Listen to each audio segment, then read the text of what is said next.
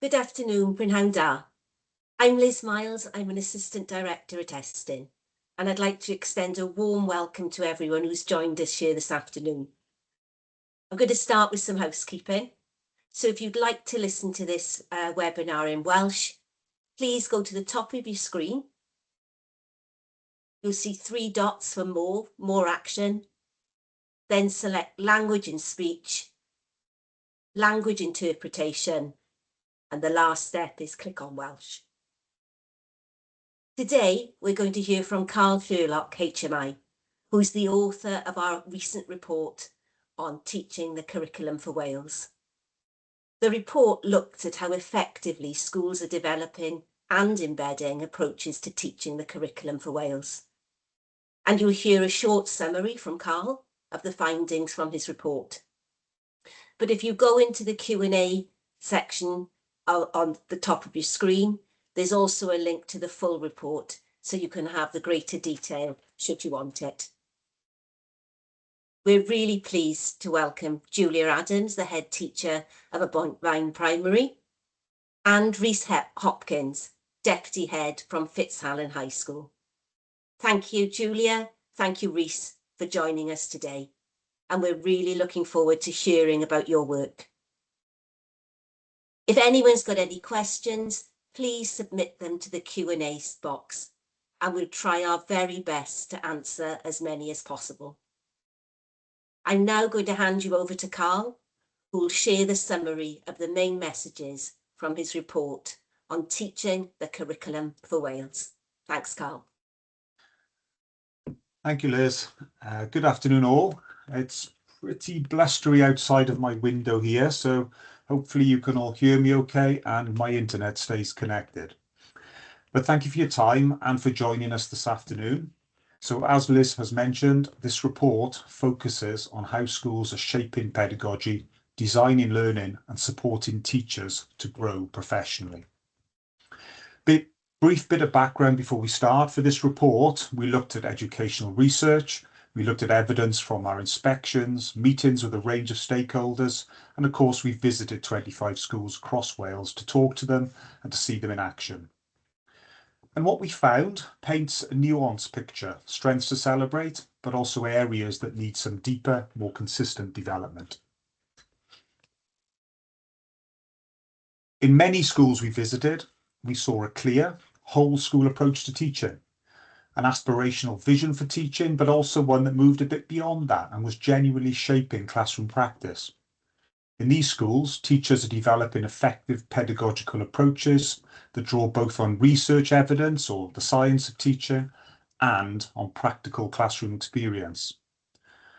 And I think what's been really great to see is when schools recognise that teaching is a science grounded in how pupils learn, but it's also an art requiring creativity, curiosity and responsiveness to the pupils in front of you, and also a craft that is refined over time through reflection, feedback and professional dialogue. And where this shared vision exists, staff talk about teaching using a common professional language, supported by frameworks that make expectations clear and coherent. However, in a minority of schools, that vision isn't as well articulated, and without that shared clarity, approaches vary across the school, and sometimes pupils' experiences become inconsistent. In the strongest schools, staff are planning with a real focus on progression in depth, not just breadth. They think carefully about how knowledge, skills and understanding evolve over time, and just as importantly, how learning deepens as pupils revisit and apply concepts in new contexts. This deliberate sequencing enables pupils to gain mastery, connect ideas, refine skills, and gain a more sophisticated grasp of what they are learning. Where planning is weaker, learning can sometimes be disjointed or less cumulative, which slows pupils' deeper understanding and progress. And of course, this clear planning for knowledge and skills has an impact on classroom practice. In classrooms where teaching was most effective, we observed several common characteristics: clear learning intentions and success criteria, particularly for the teacher, but also for the pupil, purposeful questions that probe and extend thinking, and feedback that guides improvement. and classroom routines that promote independence and reflection by pupils with their peers and their teachers. Teachers in these schools use assessment for learning skillfully to adapt in real time to pupils' needs, to address misconceptions, push learning forwards, and to reflect over time on the impact their teaching approaches are having on pupils' learning. And what has been pleasing to see is, while a few misconceptions still remain, such as treating the four purposes as lesson objectives or feedback and assessment criteria, these are becoming less frequent as professional understanding continues to mature.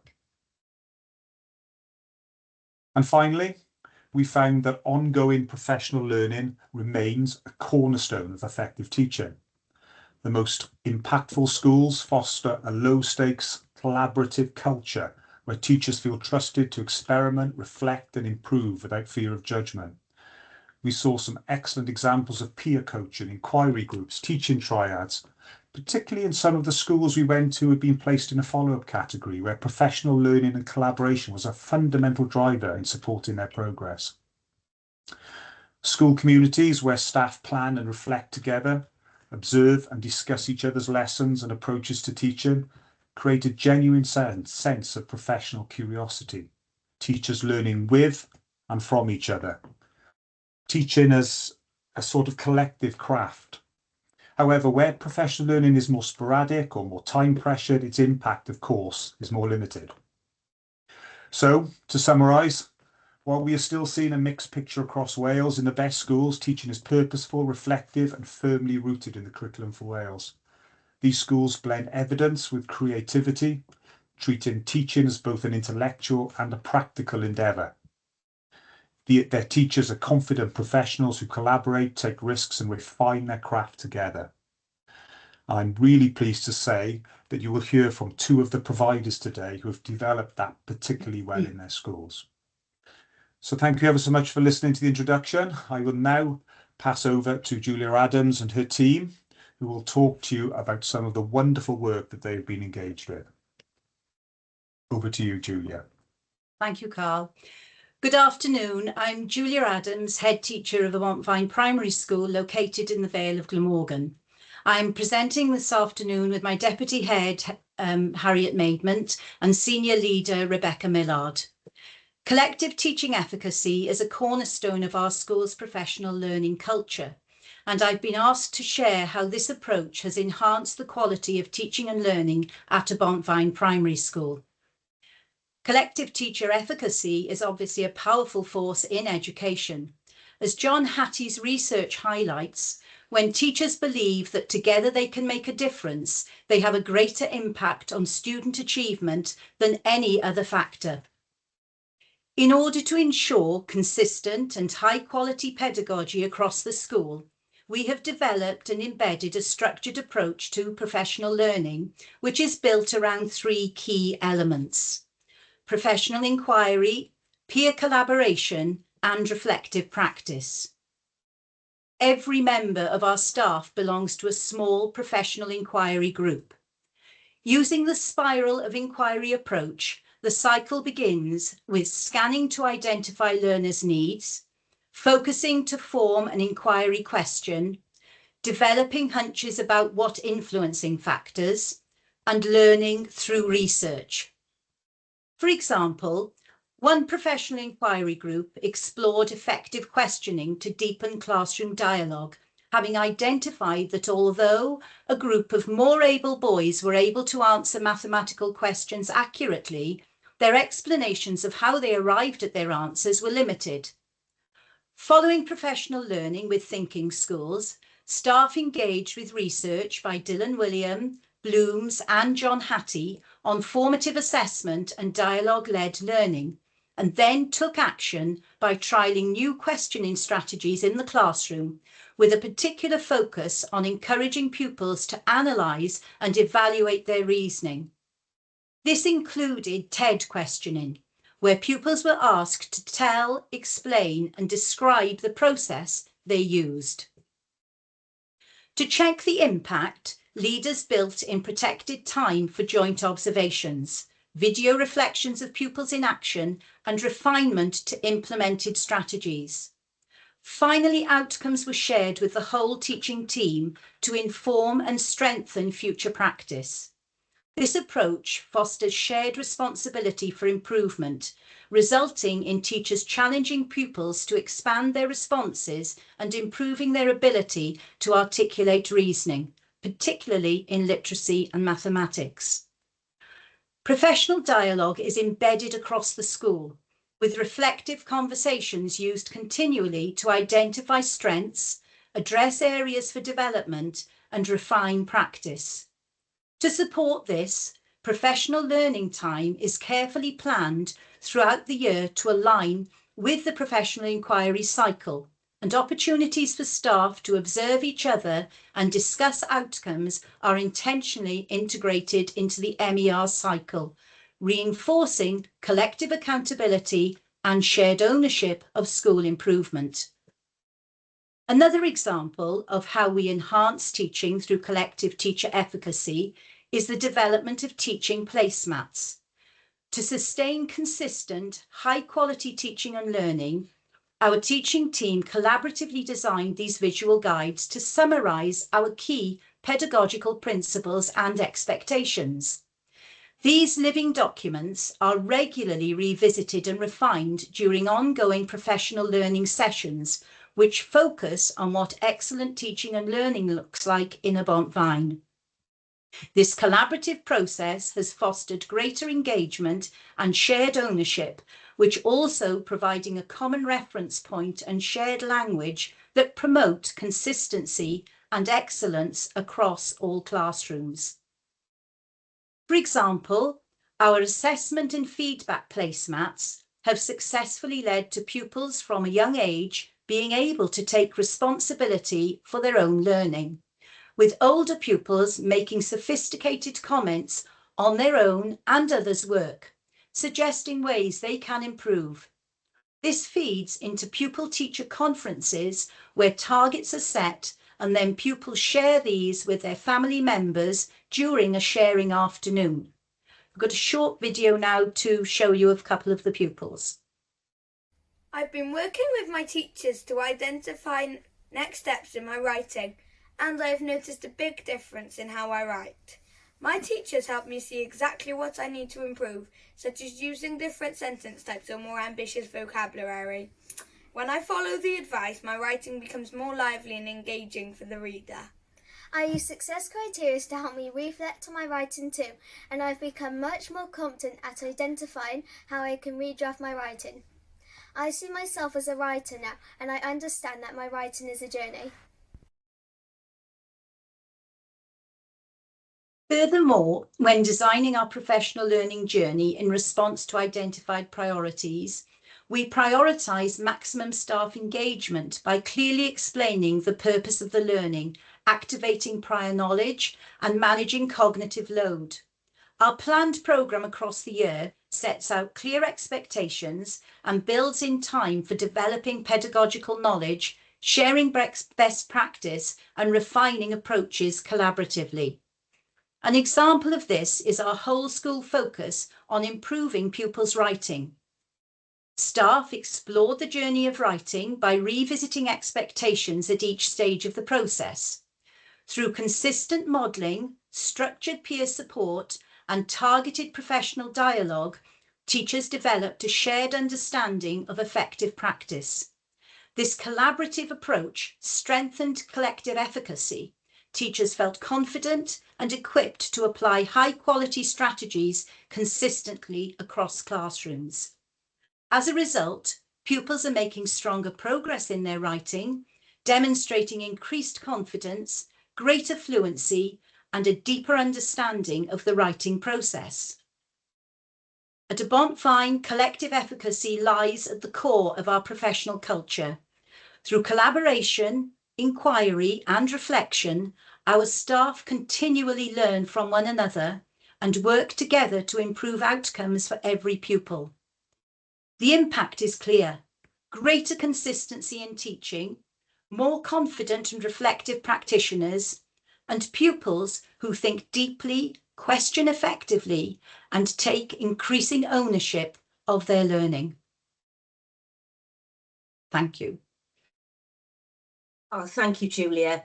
That gave us a real insight into the work that you and your staff and pupils are doing. And please extend our thanks to your pupils who took part in that video.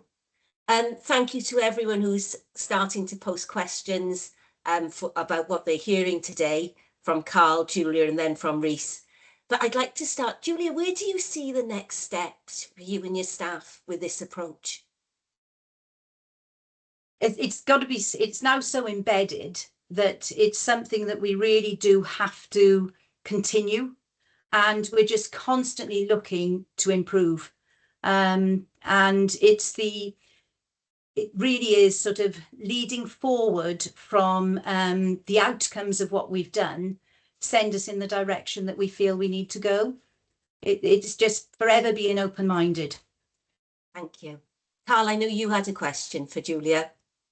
Yeah, obviously I came to your school, Julia. It was lovely to see how well your staff work together. So the thing that I'd like to sort of ask a little bit is that sort of how you're sharing the work that you've done more widely and how you're involving other partners in your work. You talk to me a little bit about that. We work very well as a cluster. We have a little cluster of schools that work together, and that we do some shared professional learning as well, staff working together, visiting the other schools, and that's a real strength. We work with a little team of 6 of us, and we very much learn from each other. Thank you. Thanks, Julia, and thanks, Carl, for your presentation as well. We're going to move on next to Rhys Hopkins, the Deputy Head from Fitzallen High School. Thank you very much indeed. Prynawn da, everybody. Firstly, thank you very much indeed for the invitation to speak. I've been asked to speak about our approach to developing effective research-informed approaches to teaching and what we refer to as the Fitzallen fundamentals of great teaching. There's some background to Fitzallen on the slides. And it is, I think, relevant to point out that one thing that we speak a lot about in our school is the fact that great teaching is the most important lever that we can pull to raise the attainment of our pupils. And this is particularly true when supporting pupils to overcome barriers to learning, which really sits at the heart of our work in Fitzallen. So Cwricwlwm for Wales, as we know, covers both what we teach as well as how it is taught, and the kind of autonomy afforded to schools to make decisions about how best to meet the needs of their pupils is something that we really welcome. As alluded to on the slide, we discovered some mixed views on how the Cwricwlwm for Wales should be interpreted. And a key objective for us a few years ago now was to try and ensure a shared understanding amongst staff of what constitutes highly effective teaching.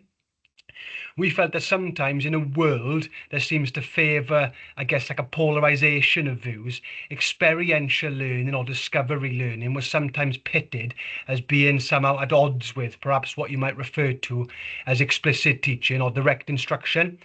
We preferred not to get drawn into any of those kind of possibly false dichotomies, I should say, and instead think that great teaching is and always has involved a blended approach.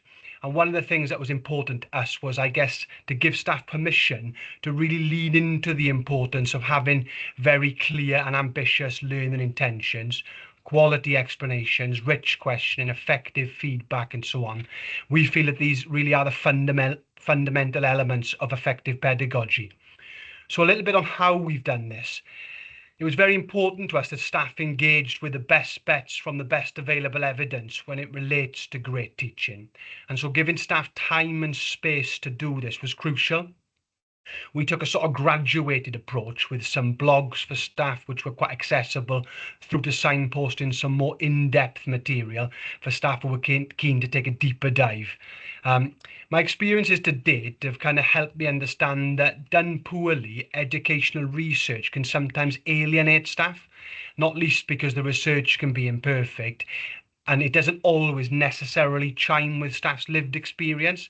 We wanted to make sure that our shared understanding of what constitutes great teaching made the most of the collective wisdom of the staff. In our school, we have almost 150 teachers. That is hundreds, if not thousands, of years of kind of shared experience in the classroom, and that matters. So following some initial reading and reflection, we brought staff together in the hall as part of an inset activity to try and identify the features of great teaching. We used big pieces of flip chart paper to try and capture these, and the conversations were so powerful. We then took those away for some more focused work by our teaching and learning focus group, who began to distill the ideas into our Fitz-Allen fundamentals and codify great teaching. We then presented these back to the staff for their critique, and the revised version was finalised. You can see on the screen, we have 5 sort of key elements, and as we click through, you will see that each of those breaks down further into subdivisions. And then finally, what you'll see on the screen is that we try then and exemplify what that would look like in practice with suggested strategies that can support. So the section titled "What does this look like in practice" is, if you like, a bridge between the research and then the practical application. Because what you can get in the research sometimes can be quite abstract, and maybe what is missing is, how do I as a classroom teacher go to my lesson tomorrow and implement this with a year 9 on a wet Wednesday afternoon?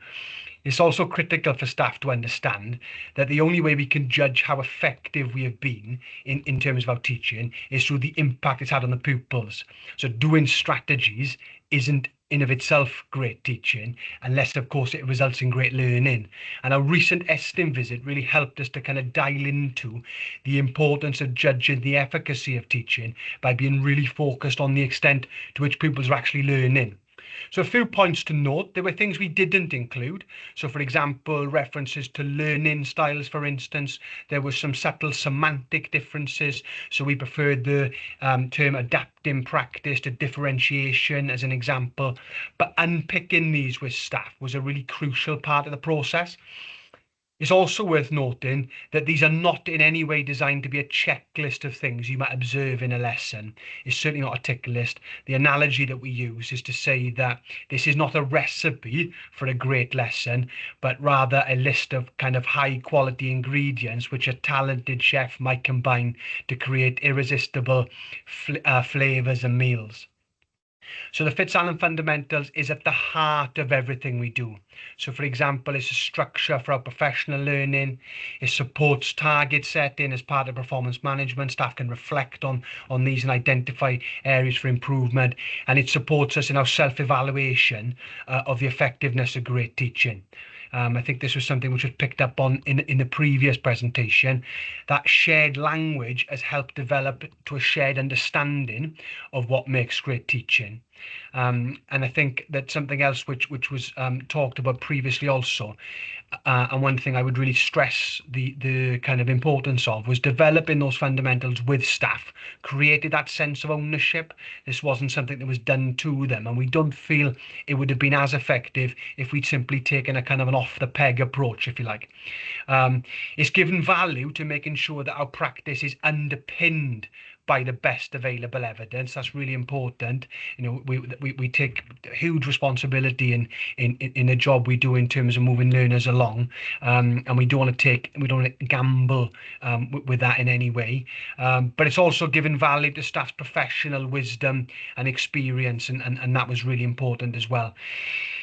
It's finally, I think, what has been really successful is that it's given us a really solid foundation to move on to other areas of school improvement. So we've spent the last 18 months looking at establishing a really effective culture and climate for learning in our school. That is the first of the Fitz-Allen fundamentals, and we were delighted that Estyn really recognised that on their recent visit. We're doing some more work now on curriculum design, and within the fundamentals, the importance of things like deep curricular understanding and sequencing of learning is something that is stressed there, and that's meant there's been a really kind of logical link to the work we're doing now on effective curriculum design. Thank you very much indeed for listening. Diolch yn fawr. I hope that was helpful. It was, Rhys. Thank you so much. And it's when a question's come in which just links to what your last statement. It's asking, how has your use of research influenced how you sequence learning and design progression Yeah, that's a really interesting question. Quite a lot to get into there. So I think the importance of kind of sequencing and coherence is something we talk about a lot. Identifying big ideas within subjects. We take a subject. We believe in the importance of subject disciplines. So we, whilst we look to make interdisciplinary links between subjects, we think that teaching by subject gives that subject focus, and the sequencing can be logical and coherent, kind of vertically within those subjects, prior to trying to achieve that sort of horizontal coherence across subjects.